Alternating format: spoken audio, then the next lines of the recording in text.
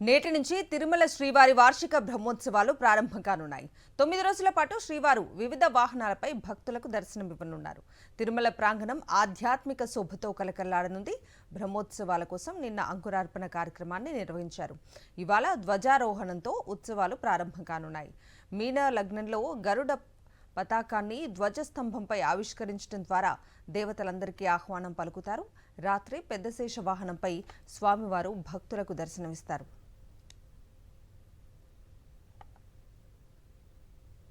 రెండవ రోజు ఉదయం చిన్నశేష వాహనం, రాత్రి హంస వాహనంపై శ్రీవారు విహరిస్తారు. మూడవ రోజున ఉదయసింహ వాహనం, రాత్రి ముత్యపు పందిరి వాహనంపై స్వామివారి ఆరాధన భక్తులను మంత్రముగ్ధుల్ని చేస్తుంది. నాలుగవ రోజు ఉదయం కల్పవృక్ష వాహనంపై భక్తుల కోరికలను తీర్చే కృపా కటాక్షం ప్రసాదిస్తారు. అదే రోజు రాత్రి సర్వభూపాల వాహనంపై విశ్వాధిపతిగా దర్శనమిస్తారు.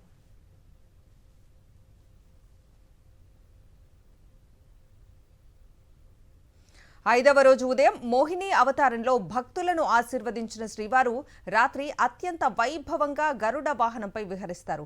గరుడ వాహన సేవ బ్రహ్మోత్సవాల ప్రధాన ఆకర్షణగా భావించబడుతుంది. ఈ రోజునే అత్యధిక సంఖ్యలో భక్తులు తిరుమలకు తరలివస్తారు.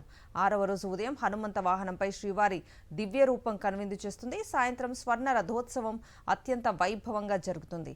అదే రోజు రాత్రి గజవాహనంపై స్వామివారు దర్శనమిస్తారు. ఏడవ రోజు ఉదయం సూర్యప్రభ వాహనంపై, రాత్రి చంద్రప్రభ వాహనంపై దర్శనమిస్తూ భక్తులను మురిపిస్తారు.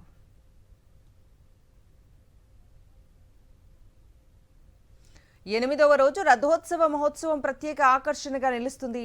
ఉదయం మహారథంపై స్వామివారు ఊరేగుతారు. రాత్రి అశ్వవాహనంపై విహరిస్తారు. తొమ్మిదవ రోజు బ్రహ్మోత్సవాల ముగింపు ఘట్టం ప్రత్యేకతను సంతరించుకుంటుంది. ఉదయం శ్రీవారు, శ్రీదేవి, భూదేవి అమ్మవార్లు, చక్ర తాల్వార్లు కలిసి పుష్కర్ణిలో చక్ర స్నానం చేస్తారు.